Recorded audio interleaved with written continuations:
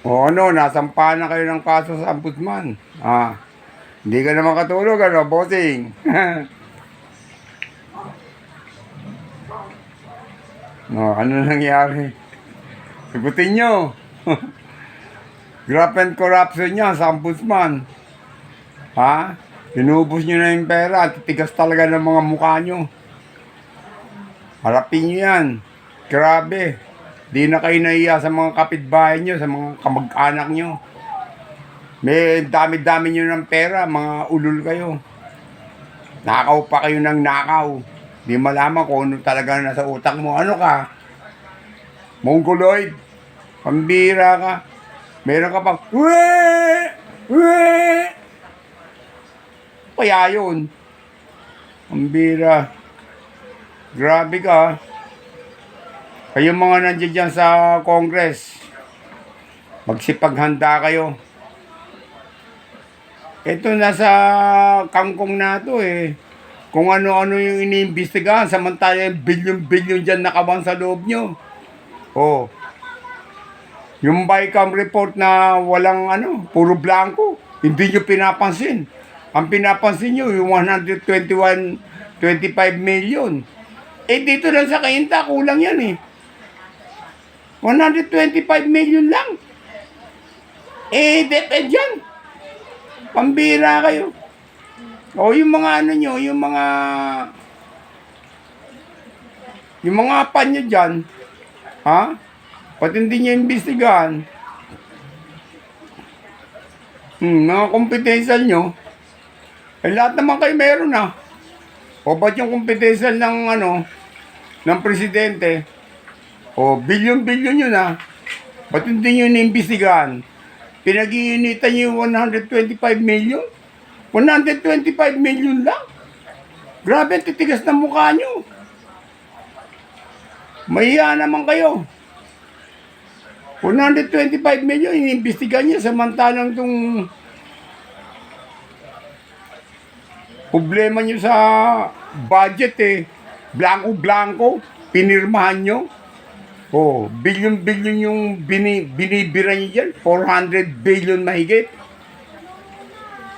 Bira, trilyon-trilyon na yung mga nawawala sa atin yun sa PhilHealth. Wala na-bankrupt na. Tigas ng mukha nyo. Dahil pagka nagkasakit kayo, wala kayong problema, may pambayad kayo dahil yung pera ng bayan nasa inyo. Yung titigas ng mukha nyo, hindi na kayo nahiya sa taong bayan Kasabihin nyo pa, iboto nyo kami. Pero pag nanalo na kayo, ano tawag nyo sa amin? Mga hampas lupa. Hampas lupa na kami. Pero ngayong eleksyon, lalapit kayo sa amin, pasayaw-sayaw pa kayo. Sinasayawan nyo yung mga hampas lupa. Ang tigas ng mukha nyo.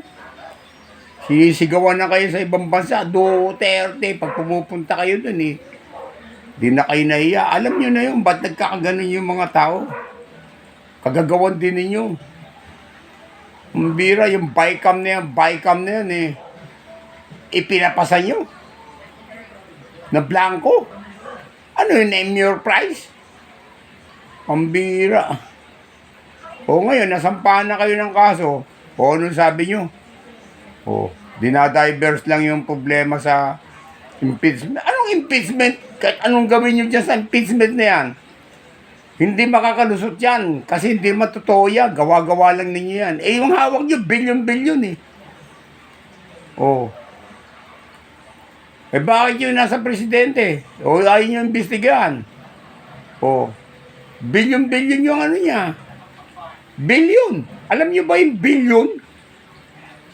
Lakas ng boses nito. Parang Paano nakakainis Mantaling 125 million. Dito lang sa amin, mga pinagagawang mga eskwelahan. Kulang yan. Buong Pilipinas yan.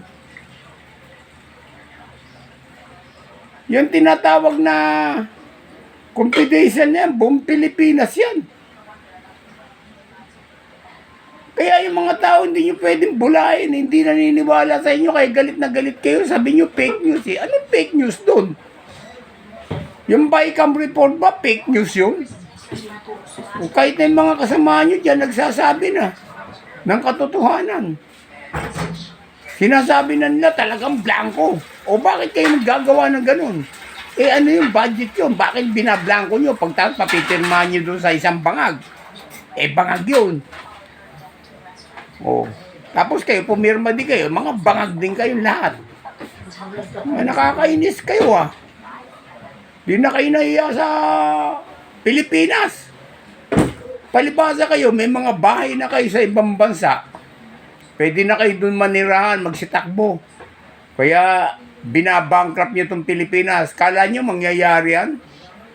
Hihilahin kayo doon sa ibang bansa. Pababalikin kayo dito, firing squad kayo lahat. Firing squad talaga kayo. Walang mga taong malulungkot pagka kayo na firing squad. Eh mga walang iya kayo eh. Binawalang iya nyo yung Pilipinas eh. Oh. Pasayaw-sayaw pa kayo pag eleksyon. Tapos pag talikod nyo, sabi nyo, nabola na naman natin yung mga taong grasa. Mga hampas lupa, nabola na naman natin. Mga isang kahig, isang tuka. Mga ulol kayo. Mga bobo.